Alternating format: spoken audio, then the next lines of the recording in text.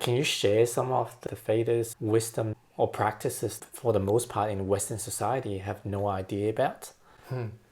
It's so broad. It's a great question. Well, firstly, the one thing and the primary thing that they center all of it on is that when we operate from a thinking mind that's very deeply coded, we're operating from a limited capacity. And what we have within us is access to an infinite field of creative intelligence. And Einstein even calls this the unified field theory.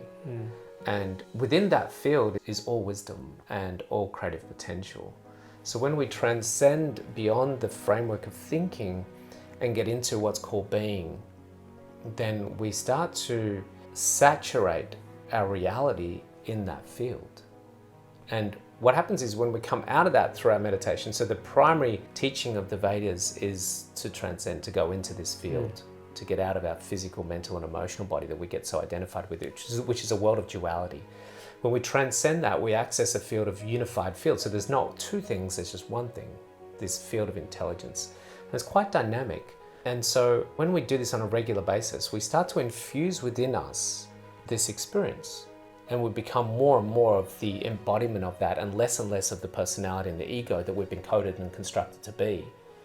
And so what happens is eventually there becomes, over time, a greater degree of invincibility and profound blissfulness that we start to sustain within us. Because bliss is not an emotional reaction. Bliss is a sustained, innate state. Bliss, love, and joy. So bliss, love, and joy is the essence of being.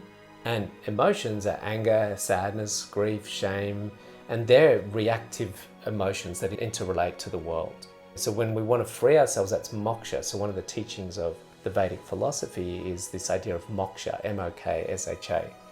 So moksha is the freedom from the binding effect of life.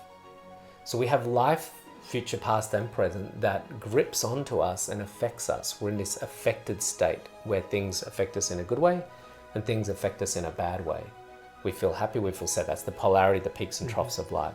And we're at this surface level of reality, like the surface level of the ocean, that we're bobbing up and down. Things make us feel good, things make us feel bad. But if we transcend that layer of reality, and that's still there, so things still make me feel good and still make me feel bad. But if I transcend that, what happens is I start to get a full spectrum of reality, not a very thin layer of reality. That is still reality, that is still part of the ocean. But as you mentioned beautifully, if we transcend that and go to the depths of the ocean, we also encompass and experience a stabilized state of fullness of reality, which is, yes, I have the ability to be affected and influenced by life, but however, there's a part of me that's deeper than that, that starts to experience something so rich and pure that it's not affected by daily circumstances. And I think there's certain practices like meditation as one of them that despite your external circumstances that it feels so real, but when you're in those like deeper states, it doesn't matter. It doesn't matter like whether you've got bills to pay and you've got relationship issues or you just had a fight with someone. It just all fades away. It's just like, yeah, like those are surface issue. It doesn't bother you anymore. Yeah, look, it's important we clarify. It doesn't mean you can skirt away from those realities. You know, I still have to grapple with daily demands and daily challenges. What does help you is that you have greater capacity to A, cognize a solution and adapt. One of the things that causes so much suffering in our world is the inability to adapt to the circumstances. And what we see, particularly in the last 12 months, is we see an increase in the need to be adaptive, but diminished and limited capacity to adapt.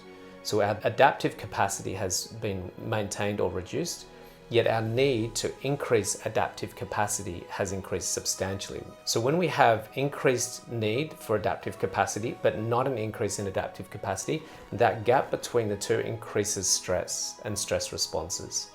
So when we increase adaptive capacity, which is through this meditation and greater capacity to be intuitive and wise and cognitive to the daily demands, then what we find is as our adaptive capacity increases, our ability to take on the need for adaptive capacity increases as well. So when it comes down to conscious business, then what we find is, Oprah Winfrey, who does this technique of meditation, says that it is only from that space can you create your best work and your best life. So that space is the transcendent experience.